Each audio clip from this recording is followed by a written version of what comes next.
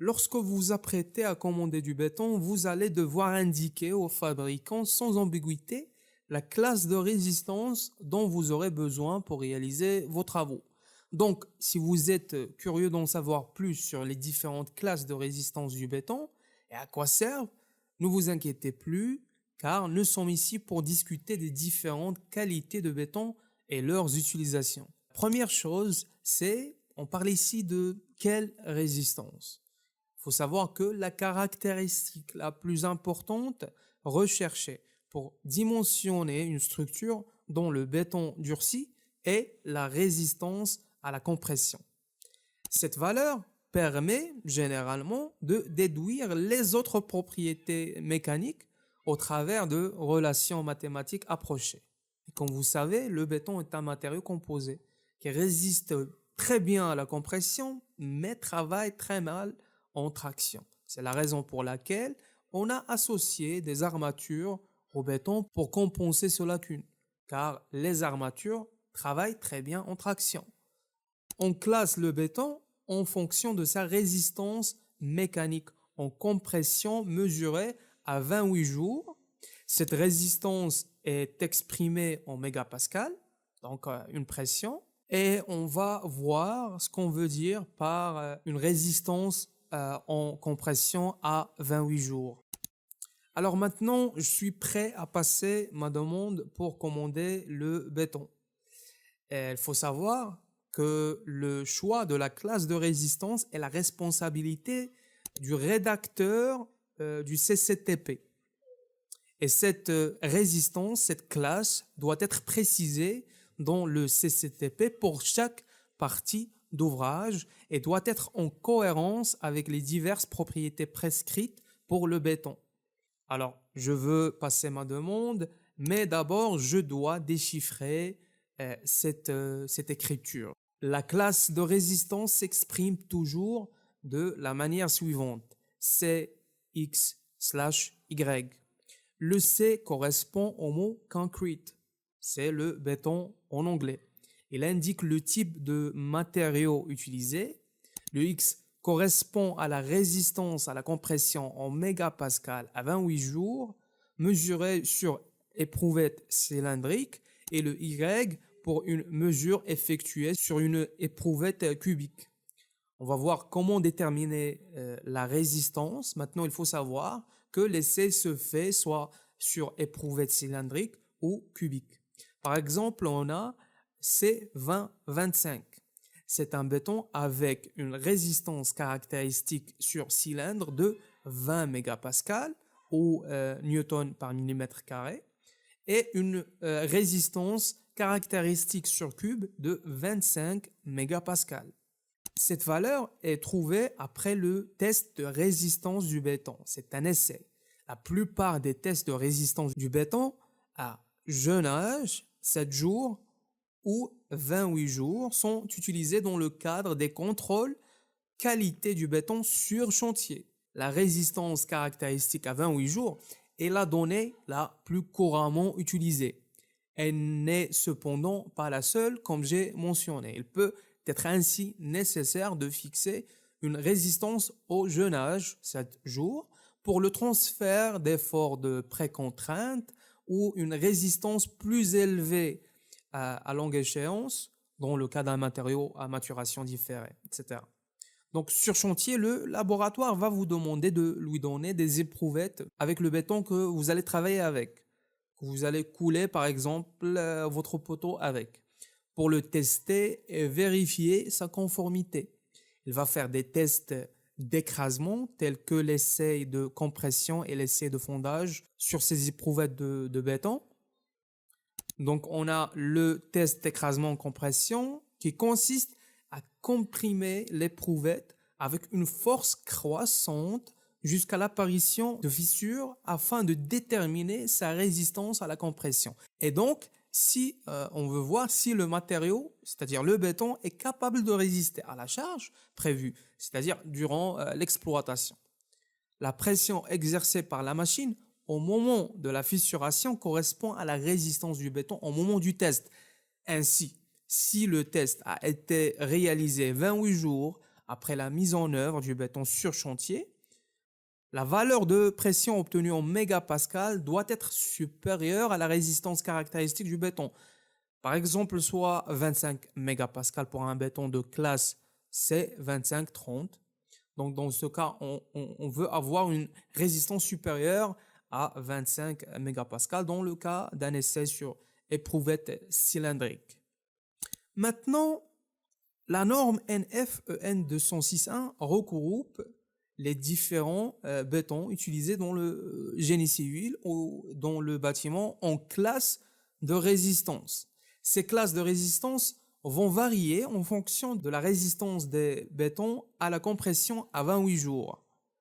Donc, cette norme européenne s'applique aux bétons coulés en place et aux structures préfabriquées. Béton préfabriqué sur chantier ou pour les bétons prêts à l'emploi, les bétons préfabriqués ou fabriqués dans une usine de production de produits préfabriqués. Et la norme donne les spécifications du béton selon ses propriétés.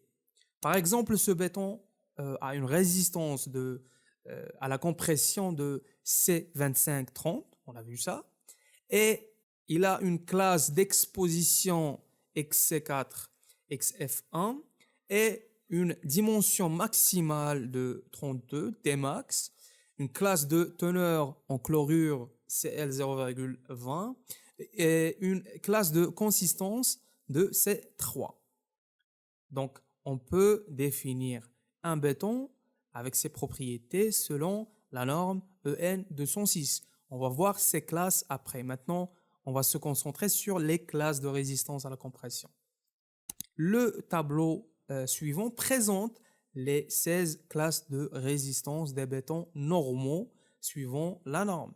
Ces classes de résistance sont valables pour les bétons courants de masse volumique normale et les bétons lourds normales, c'est-à-dire comprises après séchage à l'étuve entre 2000, c'est-à-dire la masse volumique, 2000 kg par mètre carré et 2600 kg par mètre carré, lourde, supérieure après séchage à l'étuve à 2600 kg par mètre carré.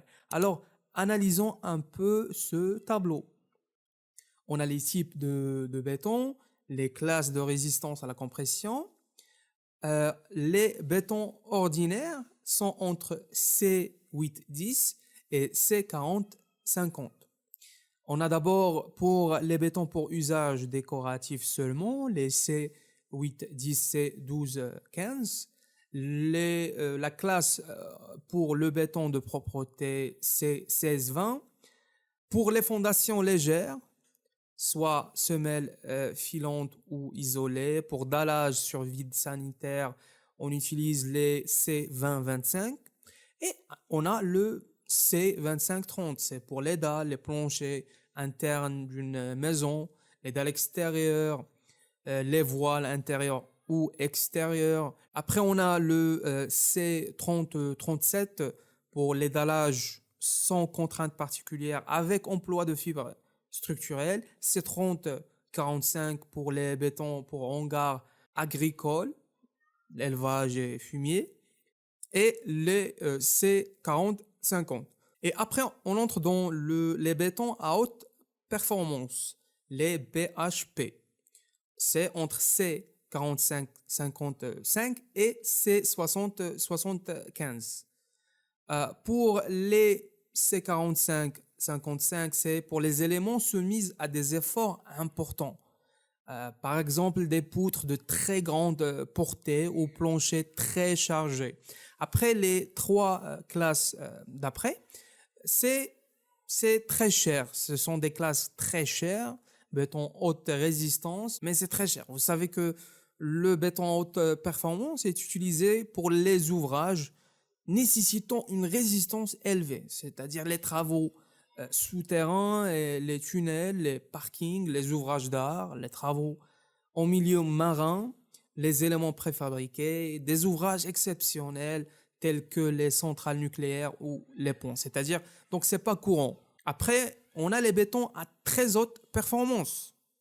Et c'est entre C70-85 et C100-115. C'est comme j'ai dit, c'est béton à très haute performance, c'est pas courant et c'est pour des ouvrages très spéciaux.